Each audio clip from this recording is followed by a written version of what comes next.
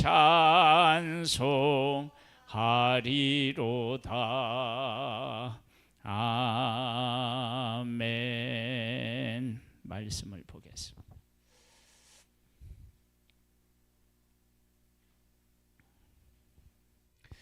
히브리서 1장에서 5장입니다.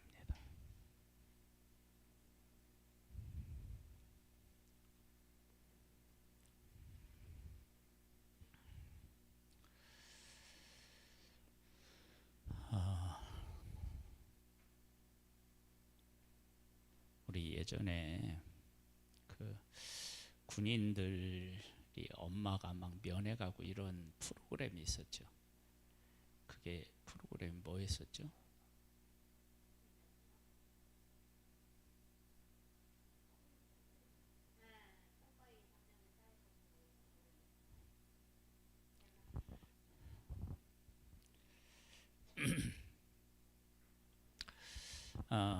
거기에 이제 대부분 이제 엄마가 나오잖아요. 엄마.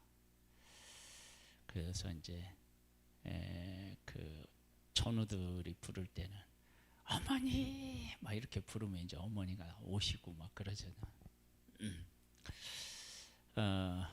어머니, 엄마 그러면은 대부분의 사람들 속에 떠오르는 이미지가 있어요. 그래서 어머니의 이름을 부르면, 어머니를 부르면 막 눈물을 흘리고 막 이제 이런 일이 있단 말이에요.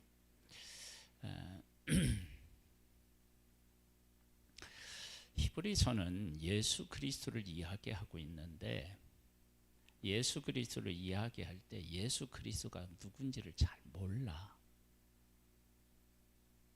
그래서 예수 그리스도를 이야기할 때 비교해서 이야기해요. 비교해서. 어떻게 비교해서 하느냐?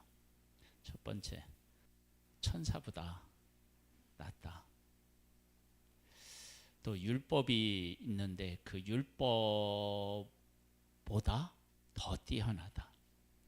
모세보다 더 뛰어나다. 아론의 뭐 대제사장하고 비교 안 될 만큼 뛰어나다. 이런 비교를 해요. 근데 이 비교가 가지고 있는 의미를 오늘 우리가 한번 생각을 좀 해보겠습니다. 볼까요? 옛적의 선지자들을 통하여 여러 부분과 여러 모양으로 우리 조상들에게 말씀하신 하나님이 이 모든 날 마지막에는 아들을 통하여 우리에게 말씀하셨으니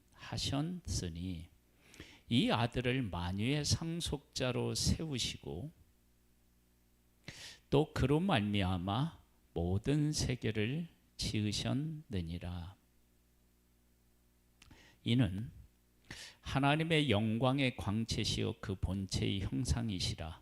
그의 능력의 말씀으로 만물을 붙드시고 죄를 정결하게 하는 일을 하시고 높은 곳에 계신 지극히 크신 이의 우편에 앉으셨느니라. 그가 천사보다 훨씬 뛰어남은 그들보다 더욱 아름다운 이름을 기업으로 얻으심이니 하나님께서 어느 때에 천사 중 누구에게 너는 내 아들이라 오늘 내가 너를 낳았다 하셨으며 또다시 나는 그에게 아버지가 되고 그는 나에게 아들이 되리라 하셨느냐. 또 그가 맏아들을 이끌어 세상에 다시 들어오게 하실 때에 하나님이 모든 천사들은 그들에게 경배할지어다 말씀하시고 또 천사들에 관하여는 그는 그의 천사들을 바람으로 그의 사역자들을 불꽃으로 삼으시느니라. 천사하고 비교가 안 된대요. 근데 왜 천사하고 비교를 했을까요?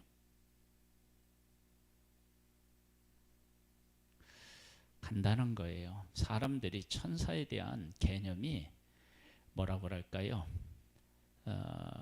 천사 그러면 자기들하고 비교할 수 없는 그런 뭐 이렇게 이제 뭐 힘을 가졌다든지 뭐 거룩하다든지 그런 이미지가 있잖아요. 근데 이 천사를 만드신 분이 누구시냐면 사실은 하나님이시고 예수님이셔. 그런데 그 천사와 비교해야 돼요.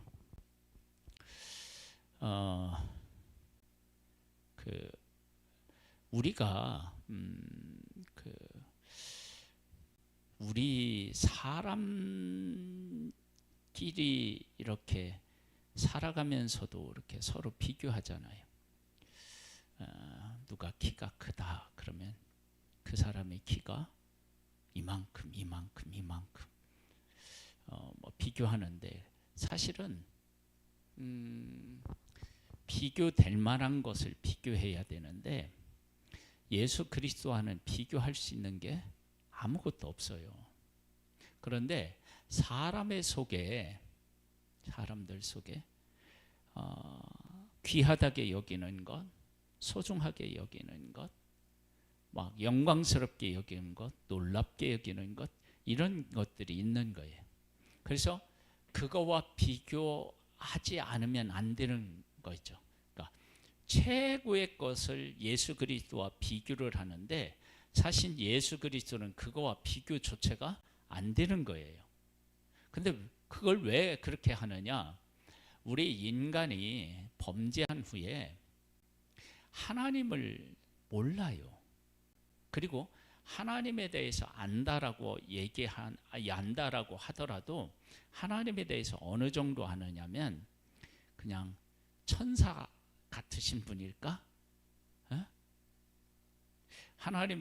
하나님께서 우리에게 율법을 주셨는데 율법의 권위만큼 더 권위가 있을까? 모세가 우리를 애굽에서 인도했는데 모세만큼 될까? 이런 개념이 있는 거예요, 우리에게. 그래서 지금도 우리가 하나님을 이야기할 때 하나님은 전지전능하고 무소불위하고 그 다음에 뭐예요? 뭐 그런 이야기를 하잖아요. 그런데 그런 이야기를 하면서도 우리의 실생활에서는 어떻게 해요? 하나님의 그렇게 고백한 하나님을 실제 생활에서 그런 하나님으로 고백하는 것이 이게 또 다른 문제로 바뀌어버려요. 그것이 바로 뭐냐면 죄인된 우리에게서 나타나는 사실은 죄성이 있죠. 죄성. 그래서 하나님께서 지금 천사하고 비교하는데 사실은 천사를 만드신 분이라고요. 그러니까 비교가 안 되는 거예요. 그런데 천사하고 비교한다고요. 왜? 사람의 속에 천사하고 그러면 우리가 생각할 수 있는 최고의 뭐 이런 개념을 가지고 있는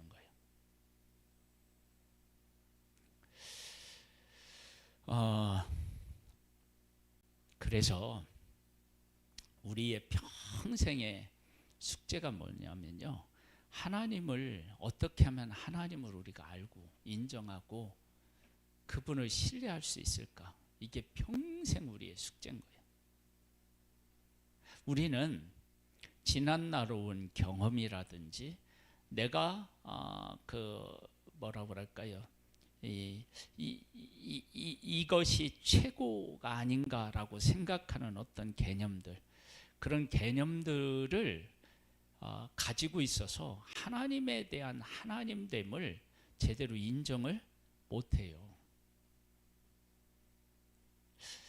무엇과도 같으냐 그러면 제자들이 500리의 기적을 경험했어요.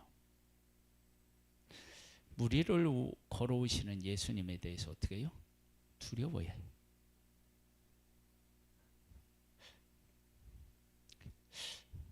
예수님의 반응은 뭐였어요? 왜 무서워하느냐? 왜 두려워하느냐? 그러고 있다고.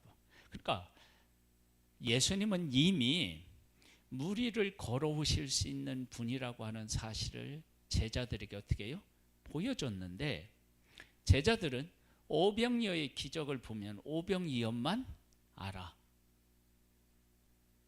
그 이상을 모르는 거예요. 그러니까 어떻게 되느냐면 예수님이 그 5천 명을 그 오병이어로 떡 5개 물고기 2마리로 5천 명을 먹이고도 12바구니가 남았다. 그걸 그들이 어떻게 해요? 이해하지 못하고 잊어버리는 거예요.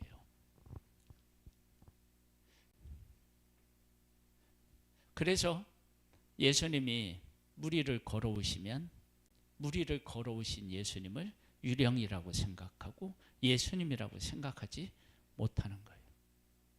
그러니까 유령은 무리를 걸어올 수 있다고 생각하면서 예수님은 무리로 걸어오시는 것에 대한 생각을 못하는 거예요. 그러니까 우리가 지금 이 천사하고 예수님을 비교하는데 사실은 이제 우리가 처음에 이제 어머니 뭐 이거 얘기했잖아요. 그 어머니 그러면 우리는 이미 어머니를 경험해서 어머니라고 부르면 사람들 속에 그려지는 이미지가 있잖아요.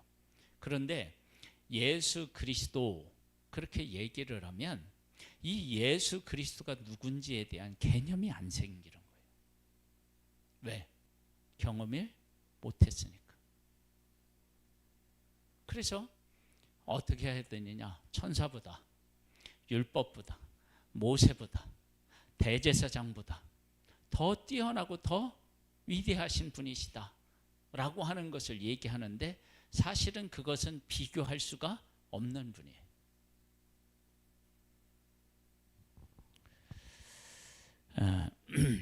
자, 한번 2장으로 한번 가볼게요.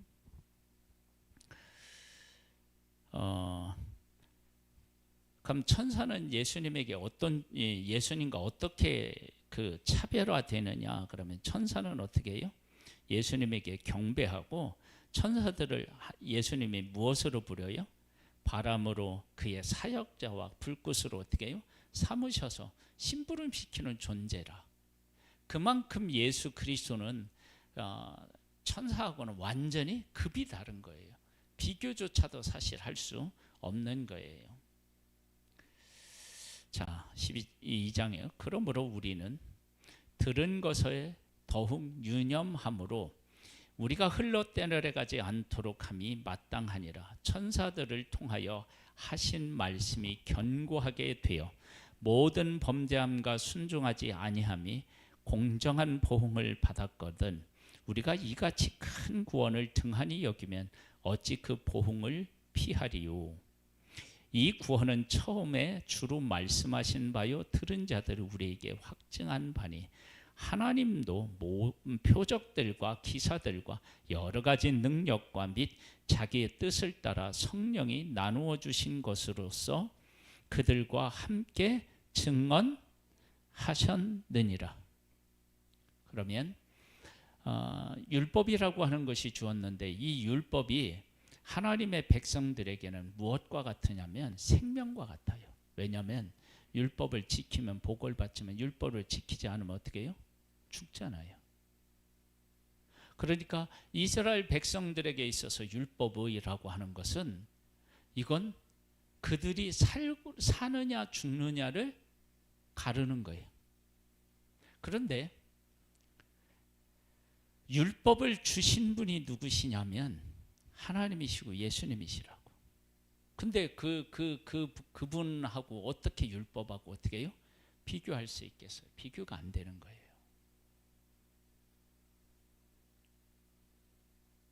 자, 이런 말을 하면 이 이야기가 우리하고 조금 이렇게 거리가 있을 수도 있는데요.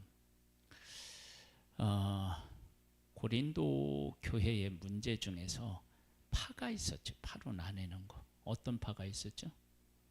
바울파, 아볼로파, 게바파 뭐 이런 게 있었잖아요. 그렇죠? 나는 누구를 더 좋아하고 누가 더 뛰어나다 이런 얘기를 해요. 그런데 그들이 누구를 믿고 있어요 지금? 예수 그리스도 하나님을 믿고 있잖아요. 그러면 그들을 불러서 세우신 분이 계시는데 그분이 세운 사람을 놓고 누가 더 좋으냐, 누가 더 크냐, 누가 더 훌륭하냐 이걸 가지고 싸우는 거예요. 그 다음에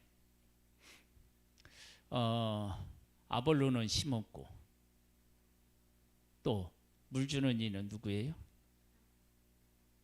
자라게 하시는 이가 하나님이고, 게바는 물을 주었고 하나님은 자라게 하신다. 그러면 심고 물 주는 일은 어떻게 해요? 아무것도 아니라고 얘기해요.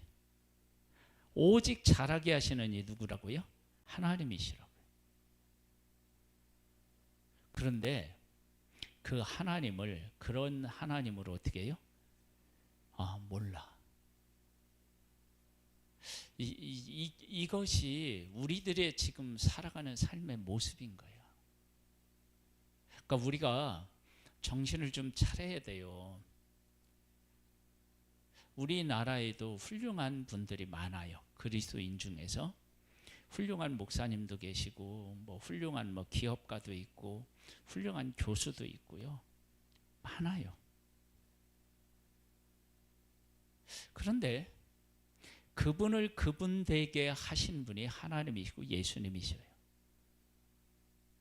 그럼 우리는 항상 누구를 바라봐야 되냐면 하나님을 바라보고 예수님을 바라봐야 되는데, 그런데 그게 아니는 거예요. 그래서 지금 이제 그 율법에 대한 이야기를 해요. 그래서 율법을 지키지 않았는데도 이러한 형벌이 있다면 예수 그리스도를 믿지 않았다면 얼마나 그 형벌이 크겠느냐. 그러니까 말로 다 할 수 없는 그러한 고통, 그 아픔을 만나게 되고 겪게 된다. 예수 그리스도를 모르면. 한번 볼까요? 또 하나님이 우리에게 말한 바 장차 올 세상을 천사들에게 복종하게 하심이 아니니라.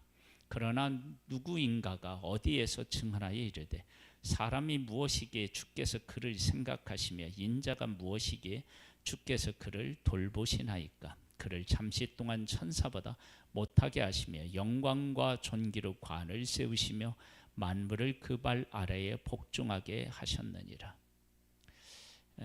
그 위대한 분이 우리를 위해서 어떻게 해요? 오셨다는 거예요.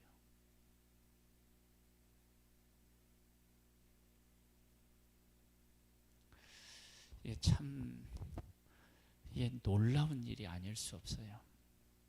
그분이 우리를 위해 이 땅에 오셨다.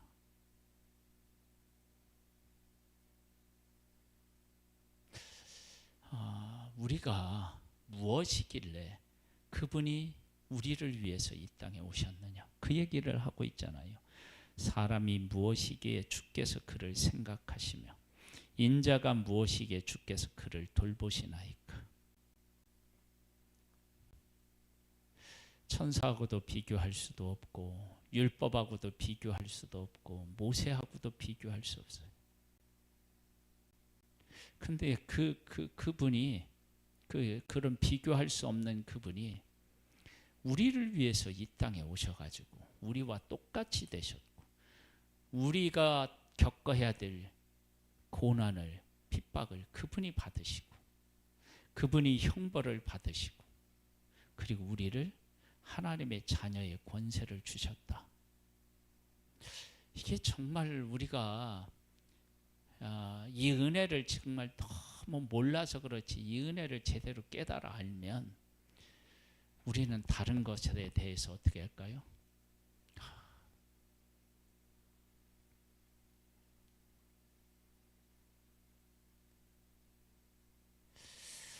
한번 볼까요? 8절로부터 보겠습니다. 만물을 그 발 아래에 복종하게 하셨느니라 하였으니 만물로 그에게 복종하게 하셨은즉 복종하지 않은 것이 하나도 없어야 하겠으나 지금 우리가 만물이 아직 그에게 복종하고 있는 것을 보지 못하고 오직 우리가 천사들보다 잠시 동안 못하게 하심을 입은 자 곧 죽음의 고난 받으심으로 말미암아 영광과 존귀로 관을 쓰신 예수를 보니 이를 행하시면 하나님의 은혜로 말미암아 모든 사람을 위하여 죽음을 맛보려 하심이라. 그러므로 만물이 그를 위하고 또한 그로 말미암은 이가 많은 아들들을 이끌어 영광에 들어가게 하시는 일에 그들의 구원자의 창시자를 고난을 통하여 온전하게 하심이 합당하도다. 이 말이 쉽게 안 들어오는데 그게 뭐냐면 이 예수 그리스도가 우리를 위해서 오셨고 우리를 위해서 죽으셔서 우리를 어떻게 해요? 하나님의 자녀가 되는 그런 놀라운 일들로 만들었다는 거예요. 근데 도대체 우리가 누구길래 하나님이 이처럼 우리를 귀하게 여기시냐? 그런 거예요. 자, 14절로 한번 가보겠습니다. 자녀들은 혈과 육에 속하였음에 그도 또한 같은 모양으로 혈과 육을 함께 지니심은 죽음을 통하여 죽음의 세력을 잡은 자군 마귀를 멸하시며 또 죽기를 무소함으로 한평생 매여 종로로 타는 모든 자들을 놓아주려 하심이니 이는 확실히 천사들을 붙들어 주려 하심이 아니요 오직 아브라함의 자손을 붙들어 주려 하심이니라. 그러므로 그가 범사에 형제들과 같이 되심이 마땅하도다. 이는 하나님의 일에 자비하고 신실한 대제사장이 되어 백성의 죄를 속량하려 하심이라. 그가 시험을 받아 고난을 당하셨은즉 시험받은 자들을 능히 도우실 수 있느니라. 예수님이 완전히 누구처럼 됐다고요? 우리처럼 됐다. 근데 그 우리처럼 된 것을 성경은 뭐라고 얘기하느냐면 그렇게 된 것이 뭐라고요? 합당하다는 거예요. 그렇다면 우리를 하나님이 얼마나 소중한 존재로 여기시고 계신지를 알 수 있는 거죠. 어떻게 그분을 우리에게 보내는 게 합당합니까? 그리고 그분을 십자가에 못 박아서 죽게 하신 후에 우리를 하나님의 자녀로 만드셨냐는 거죠. 참 놀라운 은혜가 아닐 수 없습니다. 자, 3장으로 가볼까요?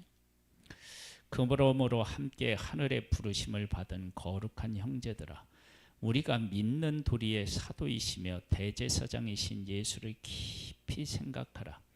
그는 자기를 세우신 이에게 신실하시기를 모세가 하나님의 혼집에 한 것과 같이 하셨으니 그는 모세보다 더욱 영광을 받을 만한 것이 마치 집 지은 자가 그 집보다 더욱 존귀함 같으니라. 모세하고 비교해요.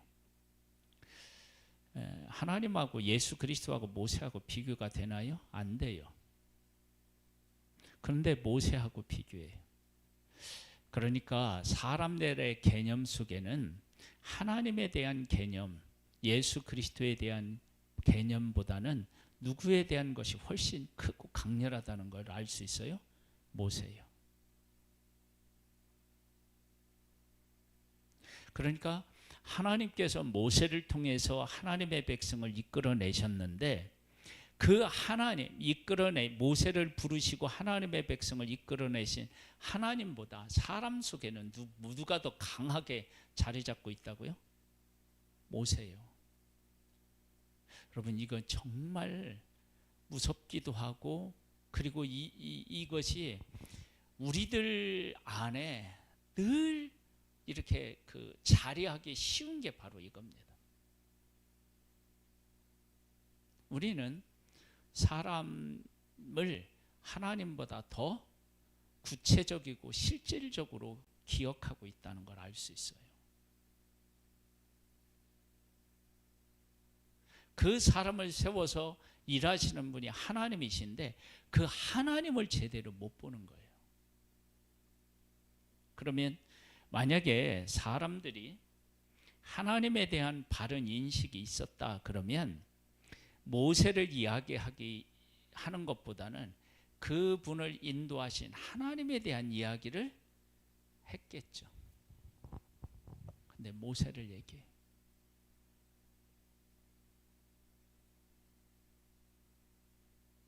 그리고 이런 것은 다른 사람을 바라볼 때도 그럴 수 있지만 내가 나를 생각할 때도 그럴 수 있어요. 뭐냐면 나를 나되게 해서 그 일을 감당할 수 있도록 하고 큰 일들을 하게 하시는 분이 누구셔요? 하나님이셔요. 그런데 내가 조금 잘하면 어떻게 되죠? 교만해지잖아요. 그것이 죄인인 인간에게서 나타나는 현상이에요. 좀 무서운 건데, 그런데 그렇게 우리는 항상 사람이 먼저고 내가 먼저고 이런 현상들이 나타나요. 그래서 지금 모세를 얘기하는데 모세는 뭐라고 얘기해요? 집이라고 하고 하나님은 뭐예요?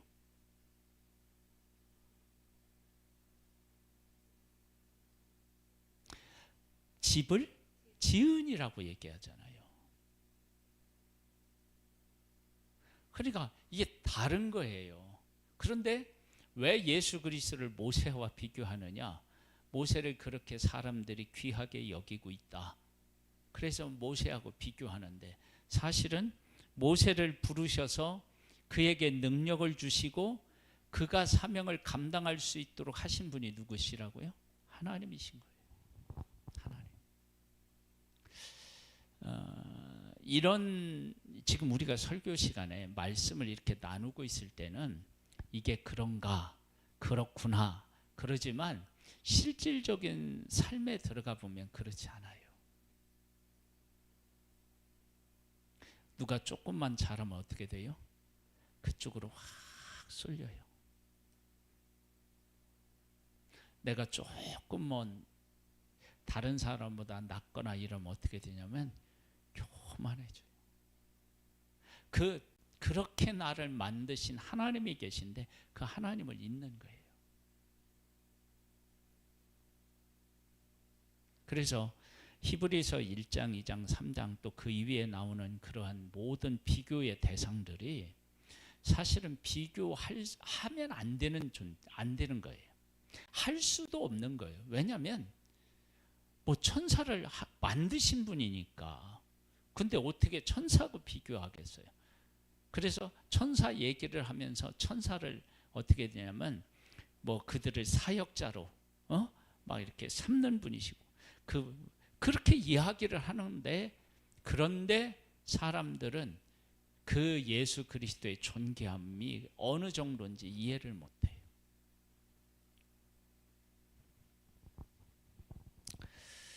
한번 볼까요?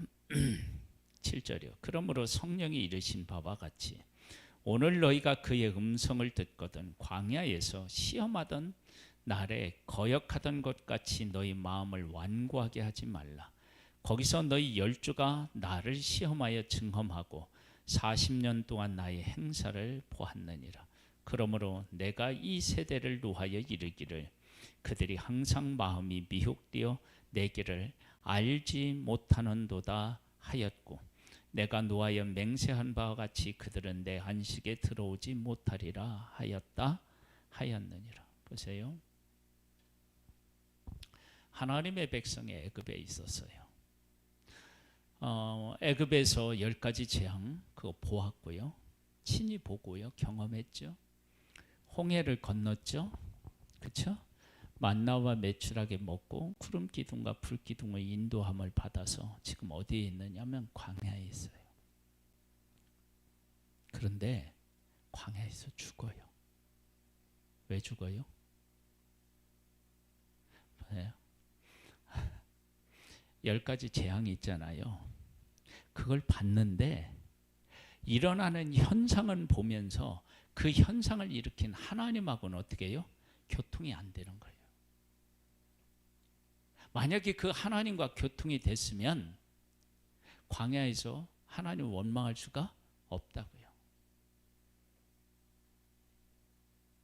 우리가 대단한 존재인 것 같고 영적인 존재인 것 같은데 실제적으로는 이스라엘 백성들이 빠진 그 함정에 우리도 빠진다니까요. 그게 정말로 무서운 거예요. 그래서 우리가 이런 말씀을 보면서 우리는 정말로 우리 가운데 일어나는 일들 속에서 하나님을 정말로 깨달아 알고 있고 그 하나님을 바라보나 우리가 깊이 생각해 봐야 돼요.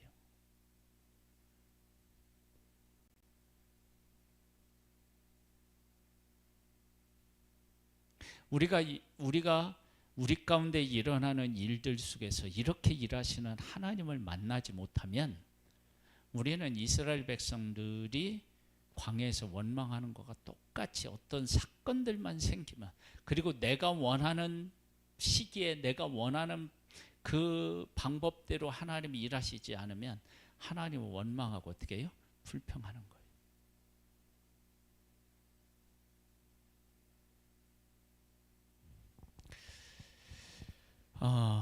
하나님이 지금 이때 당시 출애굽 때는 모세를 통해서 그렇게 이끄셨다면 지금은 누구를 통해서 이끄셔요? 예수 그리스도를 통해서 이끌어죠.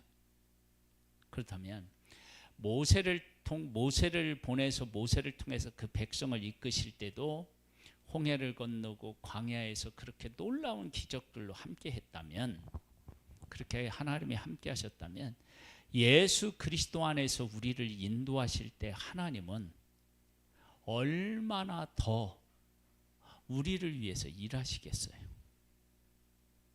아니에요? 근데 우리가 그렇게 일하시는 하나님을 얼마만큼 우리가 경험하고 그 하나님하고 교통하고 교제하고 있느냐는 거죠.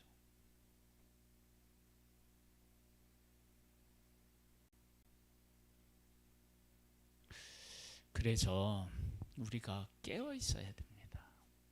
예수 그리스도를 깊이 생각하고 우리 안에 유일하신 분이심을 우리가 깊이 인식하고 우리의 삶에서 그분을 만나고 그분과 교제하고 그분과 동행하는 이것이 우리의 삶이 돼야 돼요.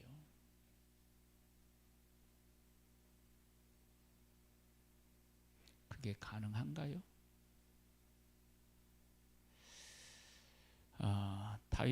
다윗이 사울이 그렇게 죽이려고 하는데 다윗은 사울을 볼 때 항상 누구를 거쳐서 봐요? 하나님을 통과해서 봐요. 우리는 어떻게 보죠? 사울을 어떤 존재로 봐요?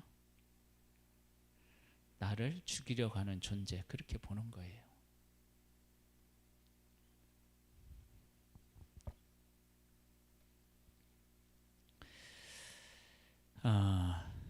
그래서 12절을 한번 볼까요?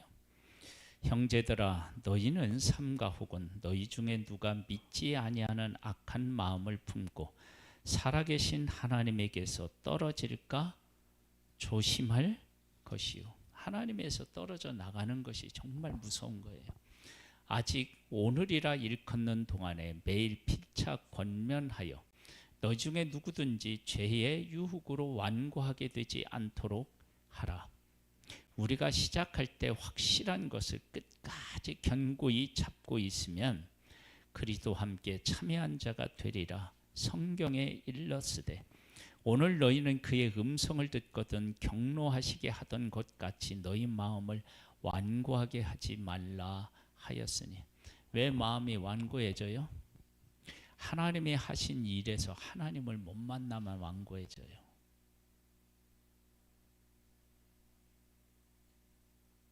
정말 우리가 완고해지지 않으려면 하나님을 만나야 돼, 인격적으로. 그렇죠? 우리가 시작할 때 확실한 것을 끝까지 견고히 잡고 있으면 그리스도와 함께 참여한 자가 되리라. 그래서 모세를 따라서 하나님의 이렇게 인도하심을 받아 잘 간 사람들은 어디에 갔어요? 약속의 땅에 들어가고요. 그렇지 못한 사람은 광야에서 다 죽었다고요. 그래서 듣고 경노하게 하시던 자가 누구냐? 모세를 따라 애굽에서 나온 모든 사람이 아니냐? 또 하나님이 40년 동안 누구에게 노하셨느냐? 그들의 시체가 광야에 엎드러진 범죄한 자들에게가 아니냐. 하나님이 누구에게 맹세하사 그의 안식에 들어오지 못하리라 하셨느냐? 곧 순종하지 아니하던 자들에게가 아니냐. 이로 보건대 그들이 믿지 아니함으로 능히 들어가지 못한 것이라. 하나님의 능력이 없는 것도 아니고 하나님이 그들을 인도하지 않으셔서가 아니라 그들이 어떻게 해요? 믿지 않아서 그런 거라. 그러니까 우리가 신앙에 있어서요, 정신을 바짝 차려야 되는데 그 정신을 바짝 차리는 게 뭐냐 그러면 우리는 어떤 일을 통해서 하나님을 만나야 돼요. 오병이어의 기적에서 사람들은 예수님을 제대로 만났나요? 아무도 못 만났어요.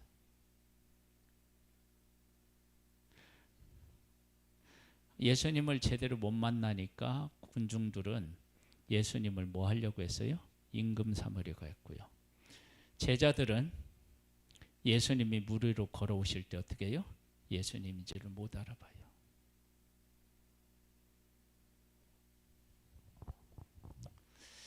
우리가 신앙생활을 하면서 그랬어요. 우리의 삶에 일어나는 일들에서 일어나는 일들로 우리는 자꾸 기울어져요. 그쪽으로 기울어지면 우리가 어디에 취약점을 드러내느냐면 그 일을 이루신 하나님을 제대로 못 봐요. 그 참 희한하죠. 무엇과도 그 예를 든다면 비슷하냐면요. 부모님이 자녀에게 그들이 원하는 장난감을 사줬어요. 그 장난감을 받고 부모님을 더 좋아하던가요? 장난감을 더 좋아하던가요? 예? 장난감이죠. 만약에 그 장난감을 부모님이 어떻게 하다가 이렇게 망가뜨렸다 그러면 어떡하죠?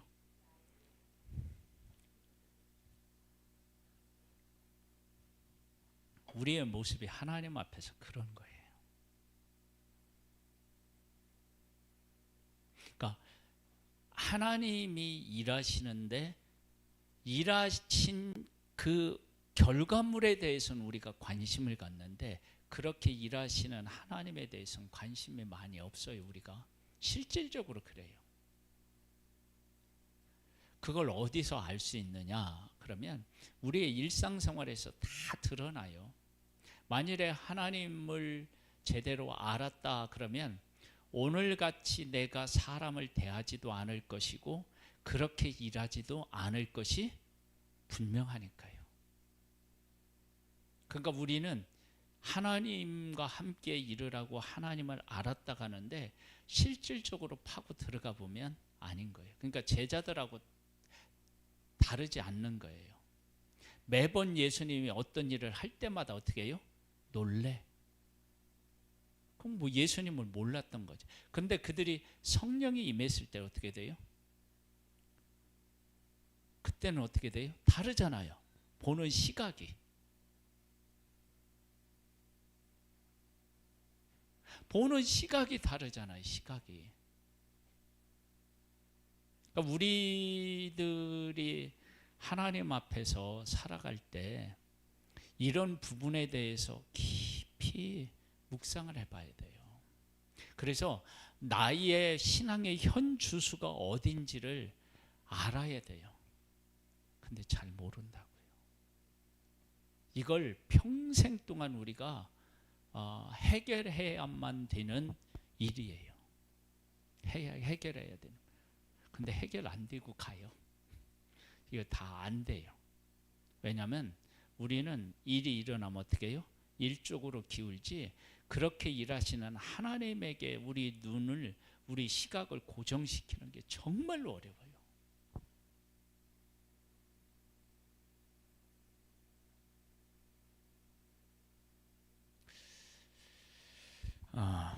우리는 지금 예수님에 대한 이야기를 하고 있는데 예수님은 천사하고 비교할 수가 없어. 모세하고 비교할 수가 없어. 왜? 천사를 만드신 분이 하나님이시고 모세를 만드신 분도 하나님이시고 부르신 분도 하나님이시고 모세를 쓰신 분도 어떻게 해요? 하나님이시고. 그런데 그 하나님이신 예수님과 모세를 어떻게 비교할 수 있겠어요? 안 되죠. 그런데 사람들에게 그렇게 비교할 수밖에 없는 것은 사람들의 마음속에는 천사, 율법, 모세 이런 것들이 정말로 크게 어떻게 해요? 자리하고 있다는 거예요.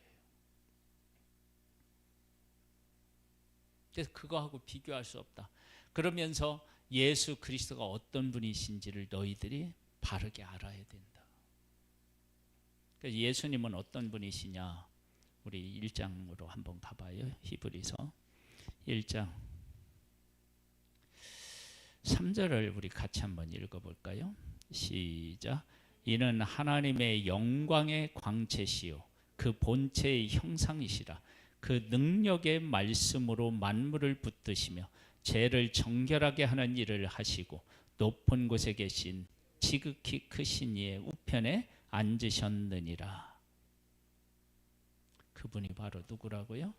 예수 그리스도이십니다. 예수 그리스도를 만나고 하나님을 만나고 그 하나님과 예수 그리스도가 항상 우리에게 먼저 생각나고 그것을 기준으로 해서 생각하고 판단하고 그분을 높이는 복된 삶이 될 수 있기를 주님의 이름으로 축복합니다. 축복합니다.